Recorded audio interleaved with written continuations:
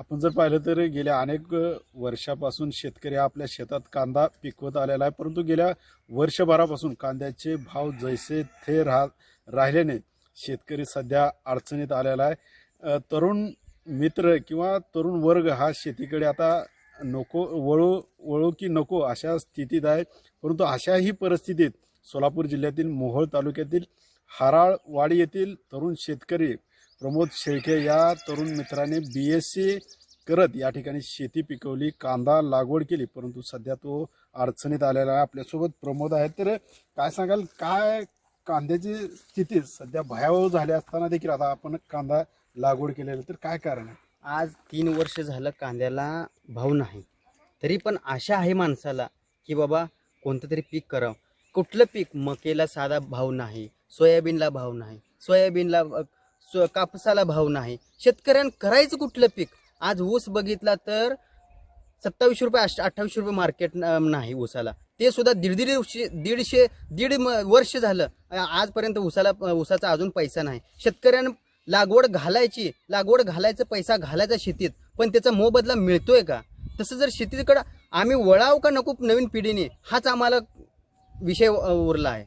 प्रमोद, पण आता कांदा लागवड करत असताना काय मशागत केली होती? काय या ठिकाणी जमिनीत रोटरला असेल, खत टाकलं असेल, काय काय केलं? आज जमिनीत मी थोडंसं सेंद्रिय पद्धतीकडे वळण्याचा जर प्रयत्न केला आहे. आज मी 1 एकर शेतीमध्ये कमीत कमी 5 ते 7 ट्रॉली शेणखत घातलं आहे. त्यानंतर मशागत करून त्या पेरणी पद्धतीनं आपण कांदा लागवड केलेली आहे. आणि आज 2 महिन्याचा कांदा आहे. हा सेंद्रिय पद्धतीनं कांदा आहे. जर बघितलं तर 2 ते 2.5 फुटाचा कांदा आहे. आज जर बघितलं तर मला अपेक्षित आहे 1 लाख ते 1.25 लाखापर्यंत ह्या 1 एकर शेतीतून उत्पन्न. पण मला असं वाटत नाही आहे की आजचा हे बाजारभाव जर पाहिलं तर मला नाही वाटत की बाबा माझा फायदा होईल आणि माझ्या पदरी फक्त निराशा पडते काय की, असं मला वाटत आहे.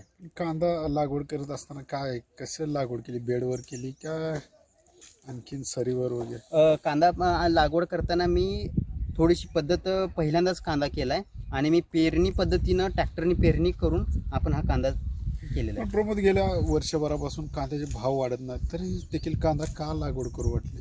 कांदा लागवड करण्यामागचं एक हेतू होता की बाबा आज 2 वर्ष झालं भाव नाही, तरी पण ह्याच्या पुढं का होईना सरकार काहीतरी नवीन निर्णय घेतील, शेतकऱ्याकडे थोडं बघल आणि थोडंसं कांद्यामध्ये अनुदान देईल किंवा नाही म्हटलं तर कांदा निर्यात करेल आणि थोडासा शेतकऱ्यांना थोडासा भाव मिळेल, ह्या आशेने मी कांदा लावला आहे. तर किती एकरात लावला आहे? आज हा 1 एकर कांदा आहे बरोबर माझा. बरं, मग आता काय नेमकं आता पुढे काय ठरवलं या कांद्याचं करायचं? आज आता असं वाटायला लागलंय, टेन्शन येऊन कांद्याला 60-70 हजार रुपये खर्च केलाय. आजचं बाजारभाव बघता असं डोक्याला एक वेळेस येते रोटर मारून टाकावं काय आणि शेती करणं व्यवसायच नको काय, असं अशी गत झाली आमची.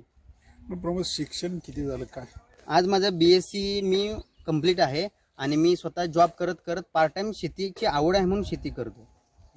शेतीतून आता उत्पन्न मिळतंय का तेवढं? उत्पन्न तसं बघायला गेलं तर आता असं वाटायला लागलं की बाबा शेतीकडे वळावं, थोडंसं काहीतरी अपडेटेड या पद्धतीनं आणावं, काहीतरी टेक्नॉलॉजी आणावं, पद्धतीनं सेंद्रिय पद्धतीनं शेती करावं, विषमुक्त शेती करून आपल्या देशाला म्हणा, आपल्या समाजाला म्हणा, फळ पिकं म्हणा, कांदा पिकं म्हणा, बाकीची जी आपल्या शरीराला लागणारी जे अन्नधान्य आहे हे पिकवण्याचा मी प्रयत्न करतोय. पण असं वाटायला लागलं की सेंद्रिय पद्धतीने जरी शेती केली तर त्याचं मोल मिळतंय का, हे आमचा प्रश्न राहिला. एकीकडे आता रासायनिक शेती वाढते आणि पुन्हा आपण सेंद्रियकडे का वळ वाटते? त्याला तेवढा भाव पण मिळत नाही लोकांना. असं आहे की किंवा ग्राहकांना तिकडे ते रासायनिक कमी पैशात मिळतं आणि तुम्ही मग त्याच भावात सेंद्रिय पिकवलेलं विकलं जातं का?